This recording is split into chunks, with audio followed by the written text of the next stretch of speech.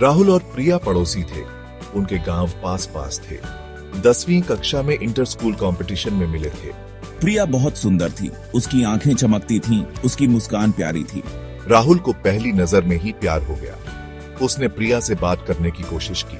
प्रिया पहले शर्माती थी, लेकिन राहुल ने हार नहीं मानी। उसने उसे हंसाया। हम साथ में समय बिताने लगे। आम के पेड़ों के नीचे हमारा प्यार बढ़ा। हमने सपने और राज शेयर किए। हमने हमेशा साथ रहने का वादा किया। प्रिया और मैं एक दूसरे से जुदा नहीं हो सकते थे।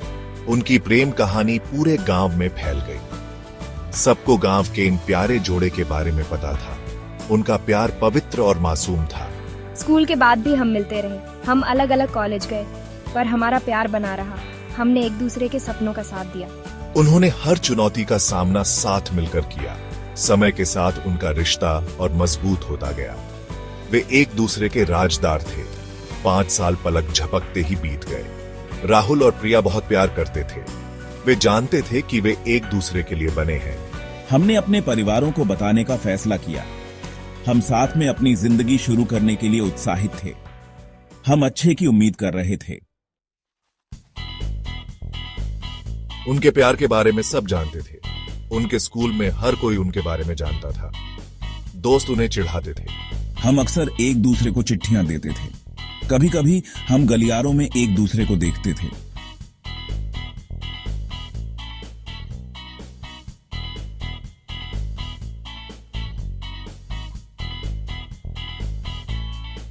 हम हर ग्रुप में चर्चा का विषय थे। हर किसी को हमारे बारे में कुछ न कुछ कहना था। कुछ हमारे लिए खुश थे। उन्होंने हमें शुभकामनाएं दी। दूसरे लोग जलते थे। उन्होंने अफवाहें फैलाई, लेकिन राहुल और प्रिया को परवाह नहीं थी। वे अपनी दुनिया में खुश थे। उनकी प्रेम कहानी प्रसिद्ध थी। यह एक पुरानी कहानी थी। दुनिया के खिलाफ 2 युवा प्रेमी। राहुल का परिवार खुश था। उन्होंने प्रिया के बारे में अच्छी बातें सुनी थीं।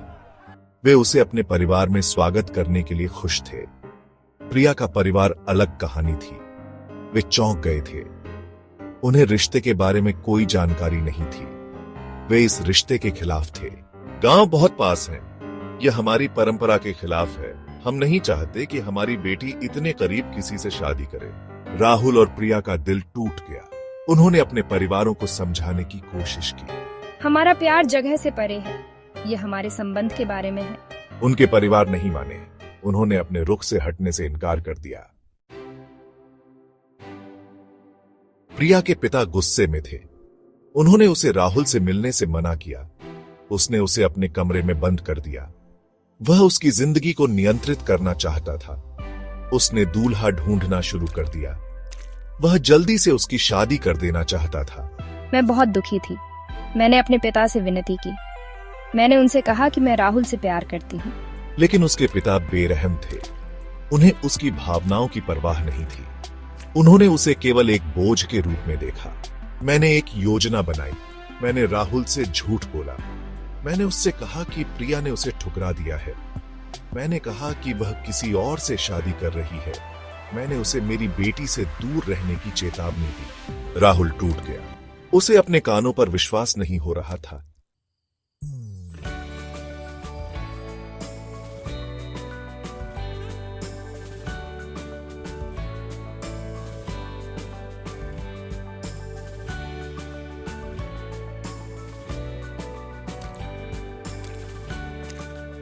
मैं असहाय महसूस कर रही थी। मेरा कोई सहारा नहीं था। मेरे पिता ने मुझे धमकी दी थी। उन्होंने कहा कि अगर मैंने उनकी बात नहीं मानी तो वे खुद को मार डालेंगे। शादी का दिन आ गया। प्रिया एक बेजान गुड़िया की तरह घूम रही थी। राहुल को शादी के बारे में पता चला। वह इसे रोकने के लिए दौड़ा, लेकिन बहुत देर हो चुकी थी। प्रिया की शादी हो चुकी थी। उन्होंने दूर से एक दूसरे को देखा। उनकी नजरें मिली। उनके गालों से आंसू बह निकले।